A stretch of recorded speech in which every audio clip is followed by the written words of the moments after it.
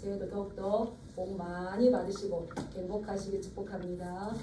네. 근데 오늘 제목이 뭔지 같이 한번 읽어볼까요? 시작. 누가 행복한 삶을 누리는가. 예, 많은 사람들이 복 받기를 원하고 이 행복을 누리기를 이제 원하죠. 그래서 일반적으로 그 복의 기준이 뭐 많이 가지는 것, 많이 소유하는 것, 예, 또 높은 데 올라가는 것, 자녀들이 잘 되는 것, 무엇보다 요즘은 내가 건강한 것, 이러한 것들이 예, 우리 복의 개념이 되어서 이번에 다 설명절을 당하면서 인사할 때에 다 주고받은 인사가 뭡니까?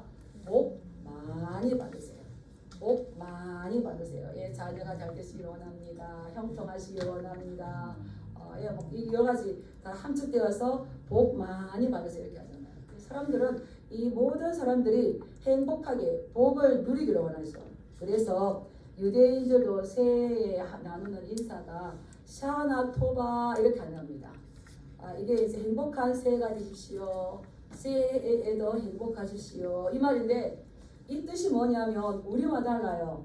샤나 토바 이 말은 당신의 이름이 생명책에 기록되는 행복한 한 해가 되시길 바랍니다.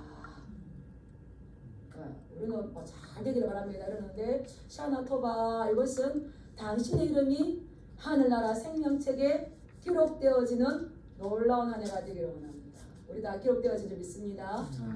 잘 확신이 안 되시는 분들은 샤나 토바 하는 한 해 되시길 축복합니다. 우리의 이름이 생명책에 기록되는 거 이것보다 더 큰 즐거움이 없는 거죠. 그것처럼 오늘 우리가 읽었던 시편 1편 이 복을 이야기하는 거고요. 시편 1편부터 마지막 150편 전체의 주제가 뭐냐면 따라해 보겠습니다. 복 있는 사람은 누구인가? 계속 이게 1편부터 150편까지가 지속적으로 복이라는 뭔가를 우리에게 가르쳐줘요. 그래서 구약 성경에서는 복 하면 두 가지가 있습니다. 이 바라크의 승부일들은 바라크에 대해서 한번 설교를 들으셨기 때문에 바라크 이거는 좀 축복인데 이것은 바라크는 또 무릎 꿇다 하는 뜻이 있어요. 참 은혜스럽죠. 복은 언제 오는가? 하나님 앞에 무릎 꿇다. 이 바라크라는 게 있고 또 하나는 아시레라는 게 있습니다. 그래서 두 가지가 있죠. 그래서 이 바라크는 주어지는 복이에요. 그냥 조건 없이 하나님께서 그냥 주시는 겁니다. 그래서 이것은 무조건적이죠. 그래서 많이 주어지는데 God bless you 할 때에 다시 복 받기 원합니다. 그 복이거든요. 그런데 다른 하나는 이 아시레 이것은 누리는 복입니다. 누가 행복한 삶을 누리는가 제목을 잘 보셔야 돼요. 예, 복이 주어지는 복이 있고 누리는 복이 있습니다. 그래서 그 누리는 복인데 아시레는 누리려면은 조건이 있어요. 그래서 아시레는 조건적인데 이것은 어떤 것이 충족되었을 때에 누릴 수 있도록 하는 겁니다. 그래서 이게 우리가 여기서 원하는 그 행동을 충족했을 때 하나님께서 누릴 수 있는 복을 주시는 거죠. 주어지는 복이 좋을까요? 누리는 복이 좋을까요? 네. 그랬는데 두 개 다 가질 수 있으면 참 좋지만 솔로몬이 얼마나 속이 상했냐면 전도서 2장 20절에서 이렇게 말했어요. 어떤 사람은 그 지혜와 지식과 재간을 다 짜내어서 그 수고를 다 하여서 얻은 것이 있지만 그러나 아무 수고도 하지 않고 아는 사람에게 이 수고한 것을 넘겨주어야 하는데 이것도 헛되고 이것도 악하다. 다르게 말하면 어떤 사람은 지혜와 지식과 재주를 다 부려서 수고를 해서 많이 모았어요. 그리고 돈도 많이 벌었어요. 근데 금방 안 좋아 가버렸네. 그래서 이것을 아무 수고도 하지 않는 사람에게 넘겨주어야 하니 이것도 헛된 것이며 또 악이다. 이게 잘못된 거다.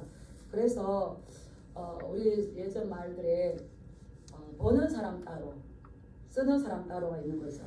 그런데 하나님께서는 그러한 것이 아니라 이 아시레는 누릴 수 있는 이 복을 주시는 겁니다. 그래서 시편 1편에 나오는 이 복은 아실이에요. 복 있는 사람은. 그래서 복 있는 사람은 이게 아실의 하이시, 이시가 이시아에게, 남자가 여자에게, 이시는 남자를 얘기하는 거거든요. 그런 복음성가 있는데 아실의 하이시, 복되어라 그 사람. 그냥 내가 복을 원한다고 되는 것이 아니라 아실에는 조건적인데 복되어라 그 사람. 조건적인 것을 행하는 그 사람은 복이 있다. 그래서 복되어라 그 사람, 이것을 예수님께서도 마태복음 5장에서 산상수훈에 말씀하셨죠. 심령이 가난한 자는 복이 있나니. 우리는 심령이 가난한 상태를 먼저 말했지만 원본에서는 복되어라 그 사람은 심령이 가난하다. 여기서도 같이 이제 이 아시레의 복이에요. 아시레의 마카리오스, 이렇게 또 우리가 들어볼 수 있을 거예요. 마카리오스 이렇게 하거든요. 그래서 아시레 마카리오스는 어떤 조건이 충족되어야 되는 거죠. 어떻습니까? 우리가 산상수훈을 안다면 복되어라 그 사람은 심령이 가난해야 되고, 심령이 온유해야 되고, 심령이 청결해야 되고, 애통해야 되고, 이러한 충족이 되었을 때에 그 사람은 복되다는 겁니다. 그래서 우리는 복을 누리시는 우리 성도님들 되시길 축복합니다. 그렇다면 행복을 누리기 위해서 우리가 해야 할 것이 무엇인가를 배워야 되겠죠. 행복한 삶을 누리는 사람은 어떤 사람인가를 우리가 연초에 배워볼 필요가 있습니다. 우리 1편 1절을 한번 읽어보겠습니다. 시작. 복 있는 사람은 악인들의 길을 따르지 아니하며 죄인들의 길에 서지 아니하며 오만한 자들의 자리에 앉지 아니하여. 2절. 오직 여호와의 율법을 즐거워하여 그의 율법을 주야로 묵상하는 자라. 하나님께서 복 있는 사람은 어떤 사람인지를 우리에게 가르쳐 주셨어요. 복 있는 사람은 첫 번째 아니하며, 두 번째 아니하며, 세 번째 아니하며. 복 있는 사람은 안 하는 것이 있다는 거예요. 아니하며, 아니하며, 아니하며. 뭡니까? 악인들을 따라가지 아니하고, 죄인들을 따라가지 아니하고, 오만한 자들의 자리에 앉지 않는, 아니하고가 되었을 때에 복 있는 사람이 되는 줄 믿습니다. 그리고 어떤 걸 하냐 하면 여호와 율법을 즐거워한다는 거예요. 여호와 율법을 사랑한다는 거예요. 그리고 사랑할 뿐만 아니라 즐거워할 뿐만 아니라 그것을 끼고 주야로 묵상하는 거예요. 그래서 아니하며 어떤 것을 하며 조건이 충족되어졌을 때에 하나님께서 그 복을 누릴 수 있는 이 은혜를 주시라는 거죠.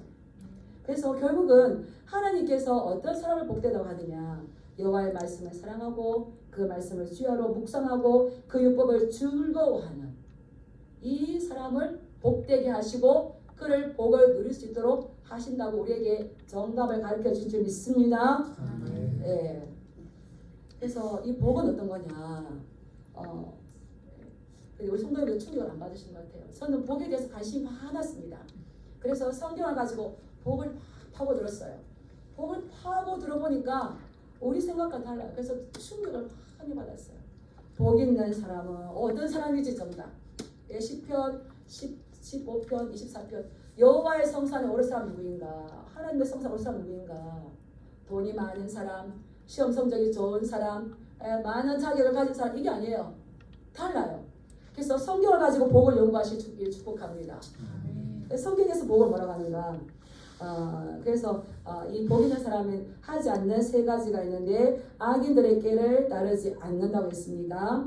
죄인들의 길에 서지 않는다고 했습니다. 오만한 자들의 자리에 앉지 않는다고 했습니다. 그래서 이 복 있는 사람이 본받지 않는 세 종류의 사람, 악인, 죄인, 오만한 자가 있거든요. 그렇다면 악인이 어떤 사람이겠습니까? 우리가 생각하는 나쁜 사람입니다. 저 사람 나쁜 사람이야. 그 사람이 악인인 거죠. 그 다음에 죄인은 어떻습니까? 법을 어긴 사람이에요. 범법자. 법을 어기죠. 그래서 우리 모두가 다 하나님의 법을 어겼어요. 그래서 모든 사람이 죄를 범하였으니 하나님의 영광에 이르지 못하더냐죠. 그런데 또 세 번째 오만한 자, 교만에 그치죠. 성경에서 가장 악한 사람을 이야기할 때 오만한 사람이라고 하는 거죠. 오만한 사람은 어떤 다른 것이 아니라 하나님을 없다 하는 사람.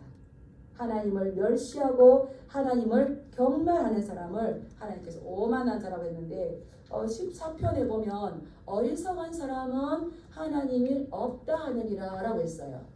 그래서 이 오만한 사람은 어리석은 사람인데 어떤 지능이 낮은 사람이 아니라 하나님의 존재 자체를 부정하고 하나님을 멸시하고 경멸하는 그 사람이 이 오만한 사람이죠. 그리고 또 이러한 사람들은 꾀를 따라가고 길에 서고 자리에 앉게 되는 겁니다. 우리가 꾀가 뭔지 한번 살펴볼 필요가 있습니다. 복 있는 사람들은 악인의 꾀를 따르지 아니한다는 건 이 꾀가 뭡니까? 속임 거짓이죠. 이 꾀를 꾸미는 자리에 가지 않는다는 겁니다. 사기꾼 어떻습니까? 사기를 칠 때에 어떤 이익들이 있을 때에 조언을 합니다. 조언을 해주죠. 그러면 듣는 사람이 귀에 쏙 들어옵니다. 계속 속삭여줘서 어떤 불의의 이득을 얻을 수 있도록 하지만 이게 처음에는 거절했는데 자꾸 듣다 보면 좀 믿어지는 것 같고 이제 신빙성이 들고 그래서 그 사람을 가까이하고 사기꾼을 가까이하게 되면 결국은 그 말에 빠져들게 되는 거죠. 그런데 그러한 속임수를 꾸미는 자리에 가지 않는다는 겁니다. 가지 마시길 축복합니다. 예. 그리고 죄인들의 길에 서지 않는다. 예. 죄인들의 길을 거닐지 않는 거예요. 그래서 이 죄는 죄인들의 길에 있는 거. 처음에 옆에 있는 사람들에게 달콤한 것들을 계속적으로 넣어주면서 충동질하죠. 마찬가지로 이것도 자꾸 듣다 보면 그냥 믿어지면서 신빙성이 있어지면서 그 길에 빠져들게 되는데 길은 한 번 갔다고 나지 않습니다. 예, 참 신기하죠. 이 산에 가보면 산길이 나 있어요.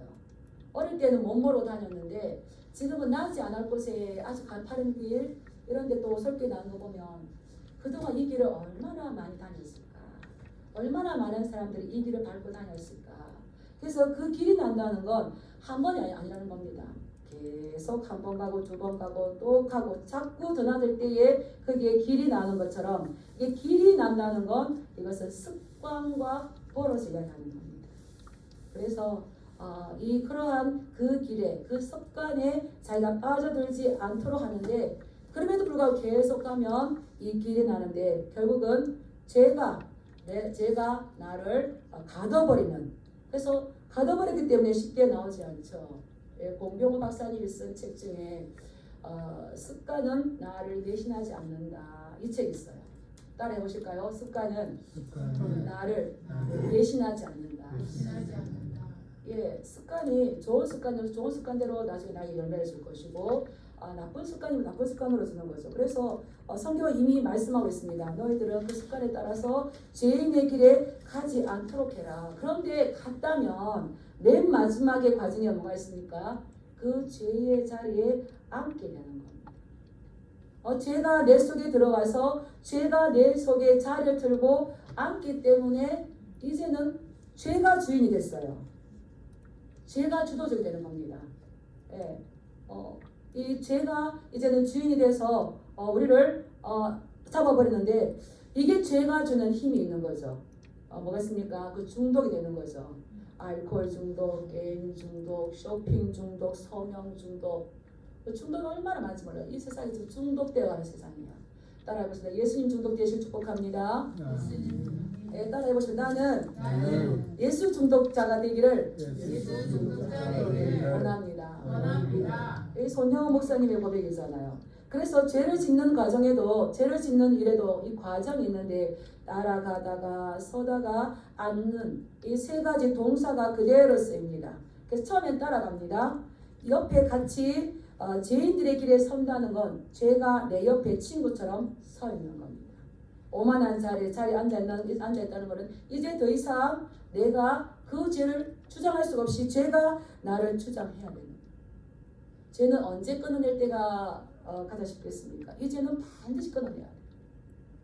왜 그렇습니까? 우리 예수님께서 나를 죄에서 구원하시기 위해 십자가를 지셨어요. 우리는 죄를 쉽게 생각하면 안 돼요. 가장 무서워야 될 죄인데 이러한 죄는 반드시 끊어내야 되는데 쉽지 않지만 언제 끊어낼 때가 가장 쉬울까요? 아멘. 기도할 때. 그죠? 내가 지금 하나님께서 아니라고 하는 걸 내가 하는 것 같아. 기도하셔야 됩니다. 기도하셔야 됩니다. 그건 바로 내가 죄를 따르고 싶어하는 마음이 들 때에, 죄가 나를 따라올 때 어디 있습니까? 죄와 내가 좀 거리가 있어요. 그때에 따라 끊어버리는 거, 이 단호하게 끊는 게 쉽습니다. 이렇게 해서는 어떻습니까? 이미 친구가 되기 때문에 좀 쉽지 않죠.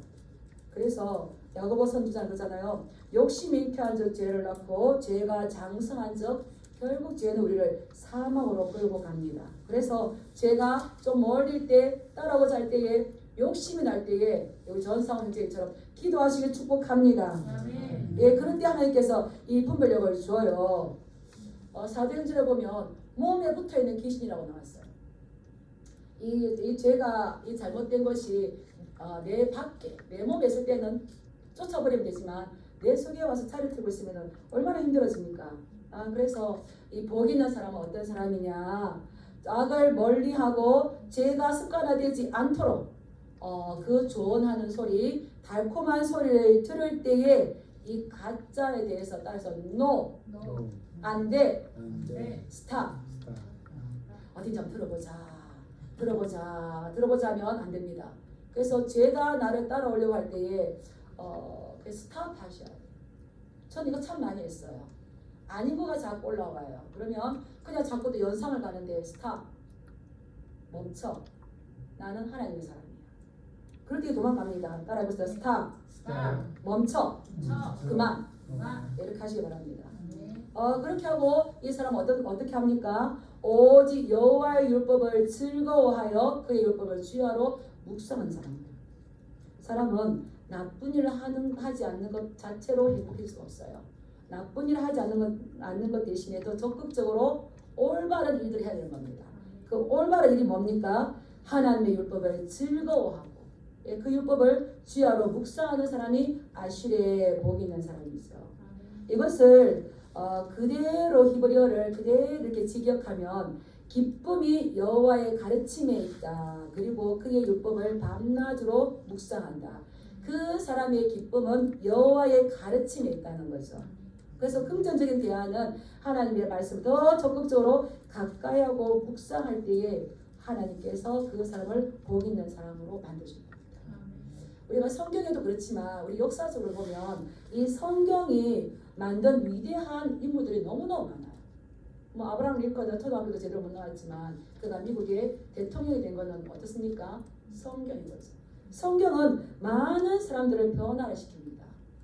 우리가 잘 아는 이승만 대통령도 사형수였어요. 한성 감옥에 사형수로 들어갔어요. 그런데 선교사님들이 그 똑똑함과 유능함을 보니까 조선을 기독교로 부흥케 하려면 이승만 저 사람 한 사람만 기독교인으로 만들면 조선이 기독교가 되겠구나. 그래서 지속적으로 성경을 갖다 주고 좋은 자료를 갖다 줘서 그 한성 감옥에서 성경을 읽게 했어요. 근데 이승만 씨의 그 대통령의 고백이 뭡니까? 내가 성경을 읽을 때에 감옥에 빛이 들어오는 걸 느꼈다. 빛이 들어오는 걸 느껴서 그 차영수가 이제 미국으로 가게 되고 거기서 안 들어와서 그 프리스턴 대학교, 하버드 대학교 다니면서 그런 많은 박사 과정을 읽고 대통령까지 되지 않았습니까? 그것의 그 근본적인 거는 이렇게 그 성경이죠. 그래서 이승만 대통령이 감옥에 있을 때에 전도왕이었어요. 제수들을 40명을 전도했어요. 40명을 전도하고 거기다가 도서관을 만들었어요. 그래서 계속 책을 읽게 했는데 거기에서 나왔던 사람들이 이 독립운동가들, 애국자들이 다 되죠. 하나님의 이런 놀라우신 거죠. 우리도 성경을 많이 읽으시길 축복합니다. 아멘.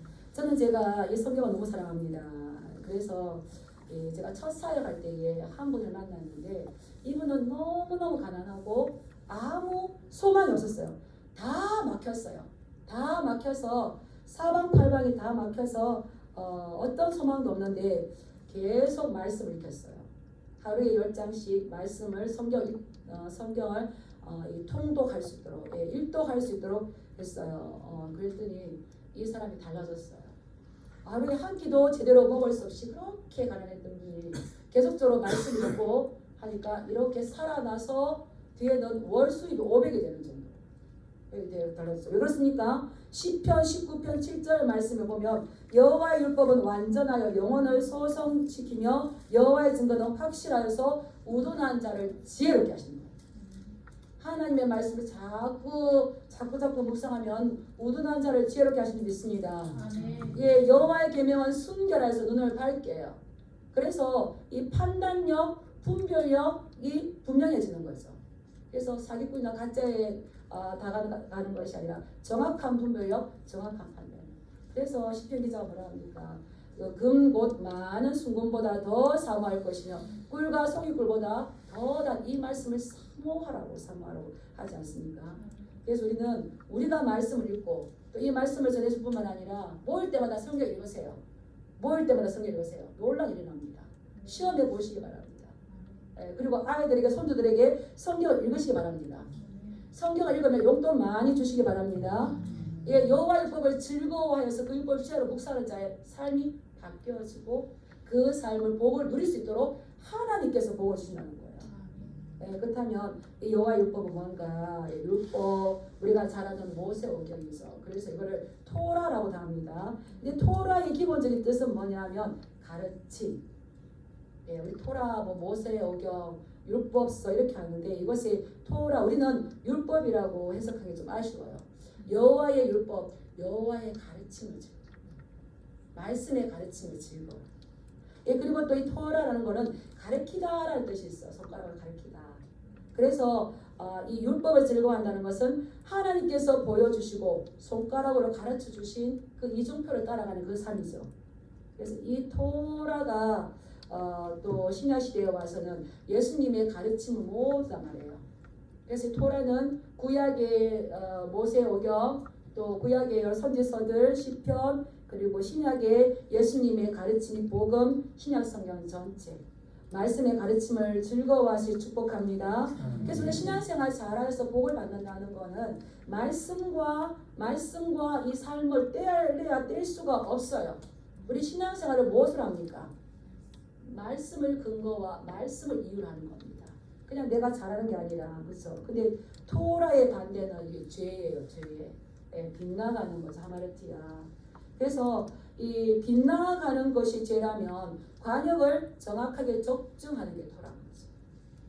예, 말씀을 잘 배우셔서 그 관역을 적중하는 삶이 되시길 축복합니다. 그래서 우리는 이 말씀에 발만 담궈놓고 있는 것이 아니라 그 말씀 안에 서야 돼요. 말씀이 우리 삶의 방향이 돼야 돼요.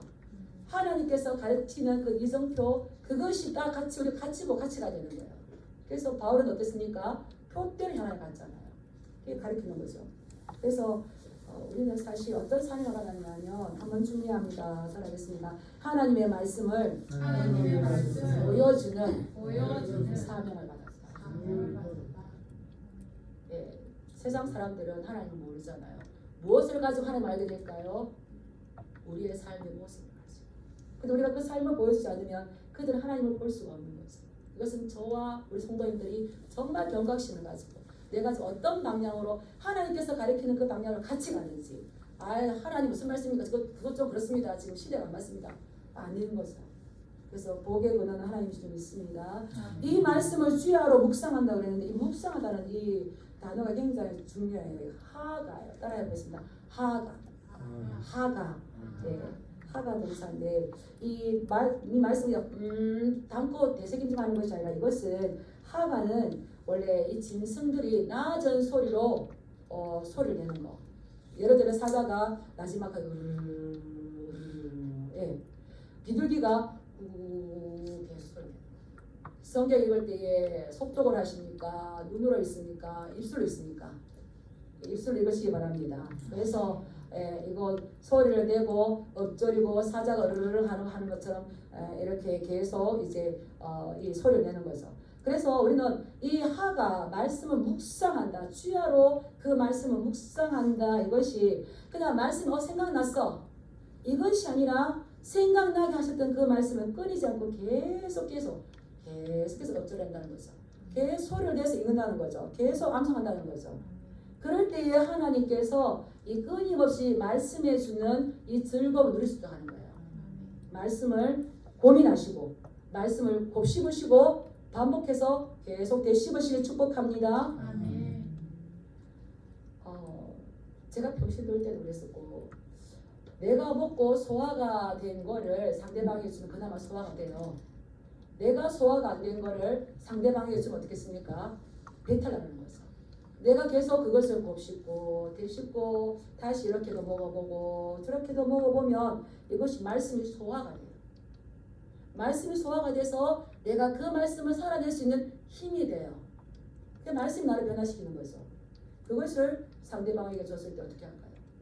제가 신학교 가서 그 한 이제 청년 전도사님을 오셨죠. 그래서 제가 이야기했어요. 누구누구야 성경 읽어. 10편부터 읽어. 그때 그 젊은 전도사님이 저에게 많은 고민들 이야기할 때 제가 답할 게 없어가지고 누구누구야 성경 읽어. 10편부터 읽어. 이렇게 했대요. 저는 몰랐어요.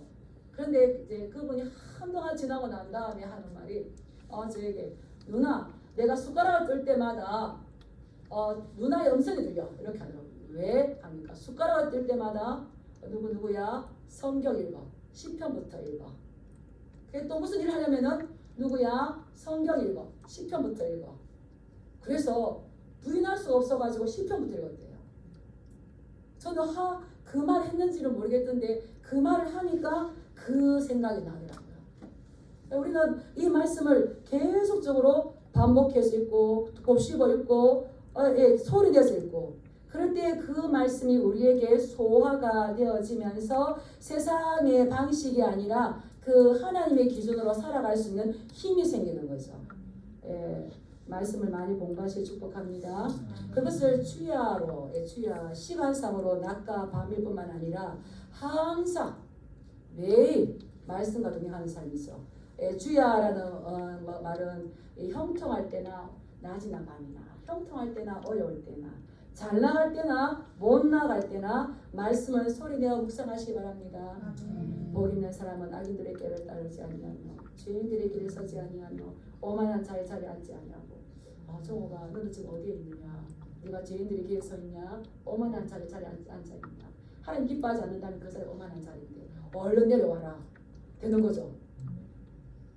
그런데 이렇게 내가 말씀을 붙잡지 않으면은 떠내려가 버려요. 그래서 잘 나갈 때도 많이 읽으시길 축복합니다. 잘 나갈 때 안 읽으시면 섰다고 할 때 넘어져요.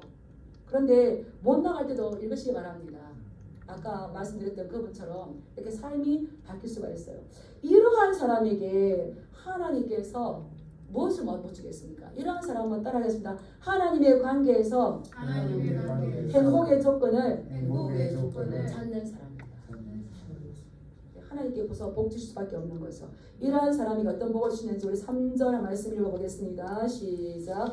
그는 시냇가에 심은 나무가 철을 따라 열매를 맺으며 그 잎사귀가 마르지 아니함 같으니 그가 하는 모든 일이 다 형통하리로다. 아멘. 그렇게 말씀을 묵상하고 말씀을 즐거워하고 말씀을 사랑하는 사람의 모습은 마치 시냇가에 심은 나무와 같다는 겁니다.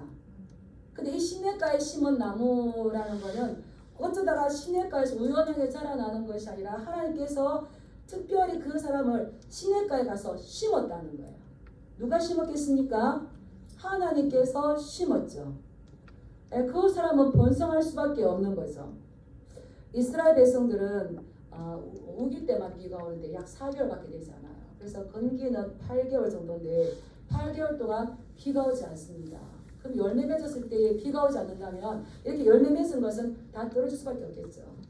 그래서 농부가 척박한 땅이지만 이 농작물이 좋은 수확을 얻을 수 있도록 일부러 이 저수지를 판다든지 파는 거죠. 그 판 곳인 것처럼 하나님께서 이러한 사람을 특별하게 하나님이 파신 그 물줄기에다가 심으신다는 거예요.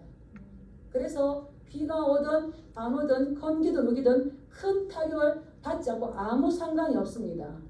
하나님께서 그를 그 냇가에 심으셨고 하나님께서 그를 열매 맺도록 해 주시기 때문인 겁니다. 우리는 시냇가에 심은 나무가 되시길 축복합니다. 그 시냇가는 누가 될까요? 하나님이시죠. 예수 그리스도시죠. 말씀이죠. 그래서 요한복음 15장에 보면 포도나무 비유가 나오잖아요. 우리는 포도나무가 그 뿌리에서 진액을 뽑아 올리기 때문에 우리는 열매 맺을 수밖에 없어요. 하나님께서 우리는 하나님께 심겨진 나무라면 예수 그리스도의 뿌리 내린 나무라면 예수님께서 꽉 붙들어주기 때문에 환경이 좋든 나쁘든 중요하지 않아요. 시냇가에 심은 나무가 열매를 맺는 게 특별한 걸까요? 자연스러운 일일까요? 특별한 게 아니에요. 자연스러운 거예요. 그냥 예수님께 뿌리를 내린 사람은 열매 맺는 게 자연스럽습니다. 왜냐하면 그 열매는 하나님께서 맺을 수 있도록 지켜주는 거죠. 네, 그래서 시편 37편 25절의 말씀을 보면 나는 젊어서나 늙어서나 의인이 버림받는 것과 그의 자손이 걸식한 것을 보지 못하였다라고 말씀하셨어요. 네, 그래서 이것은 영적으로 뿐만 아니라 실제적으로 하나님께서 주시는 복. 그래서 이 땅에서 하나님의 말씀을 묵상하고 하나님의 말씀을 사랑하고 하나님의 가르침을 즐거워하는 사람에게는 하나님께서 주시는 축복을 손으로 만지고 누릴 수 있는 복도 주시는 거죠. 네, 지금 시편 1편은 이것을 우리에게 말씀하고 있습니다. 그런데 그러지 못하는 자들이 있어요. 우리 4절 읽어볼까요? 시작. 악인들은 그렇지 아니하며 오직 바람에 나는 겨와 같도다. 예, 시냇가에 심은 나무는 열매를 맺지만 그렇지 못한 거죠. 심겨지지 않았다는 거예요. 그렇기 때문에 바람이 불면 한 방에 훅 하고 날아갑니다. 이러한 사람들은 이곳저곳 떠돌아다니면서 한 곳에 정착하지 못하고 계속 방황하는 거죠. 그렇기 때문에 이들은 가뭄이 오면은 곧 죽을 수밖에 없지 않습니까? 둘 차이는 뭐겠습니까? 의인과 악인의 차이. 의인은 하나님께서 주신 율법대로 살고 그 율법을 즐거워하고 그 율법만 철두철미하게. 율법은 토라, 이건 하나님의 가르침. 그래서 우리 인생 매뉴얼을 뭐라고 그럽니까? 성경이야. 사람을 만드신 하나님께서 사람을 가장 행복하게 살 수 있는 비결을 주신 책이 어떤 책입니까? 성경이죠. 시대가 변해도 변하지 않는 진리의 말씀인 거죠. 근데 악인은 그러하지가 않아요. 자기의 생각과 자기의 꾀를 따라 가는데 그러한 사람은 심겨지지 못하였기 때문에 바람이 불면 잘 나가는 것 같고 잘 되는 것 같지만 한 방에 훅 날아갈 수밖에 없죠. 그리고 그러한 사람은 하나님께서 인정하지를 않으세요. 6절 말씀 너무 귀한 말씀인데 우리 한번 읽어볼까요? 시작. 그러므로 악인들은 6절 시작. 무릇 의인들의 길은 여호와께서 인정하시나 악인들의 길은 망하리로다. 아멘. 시편을 딱 폈는데 1편 1절부터 6절까지 제일 첫 말씀이 악인은 망하고 의인은 흥할 것이라는 거예요. 이 말씀 믿으십니까? 예, 왜 악인은 망하고 의인은 흥할까요? 하나님께서 맨 처음 만드신 창조 세상이 이렇게 있다는 거예요. 그리고 우리가 하나님의 말씀 가운데 들어온 우리가 만들어야 할 세상이 이런 세상이라는 거예요. 그래서 모든 의인들은 복을 받을 때에 악인들은 하나님께서 재판조차 받을 자격을 주지 않고 날아가게 만들어버리고 의인들의 모임에 들 수도 없게 만드는 겁니다. 하나님께서는 우리의 모든 것들을 다 알고 계시기 때문에 의인인지 악인인지 우리를 다 판단하고 계십니다. 우리에게는 두 가지 길이 있습니다. 의인의 길이 있고 악인의 길이 있는데 악인의 길은 재미가 있죠. 그래서 하나님께서 인정하지 않지만 의인의 길은 하나님께서 특별하게 가뭄이 오든 어려움이 오든 환경에 지배받지 않도록 물가에 심겨진 나무처럼 지속적으로 자라게 하고 열매 맺게 하는데 그러한 은혜를 받으려면 이 말씀과 동행하시고 말씀과 친구 되시고 말씀을 소중하게 여기시는 2025년도 되시길 주님으로 축복합니다. 그래서 두 길이 있어요. 따라하시면 나는 어느 길로 갈 것인가? 나는 어떤 복을 받을 것인가?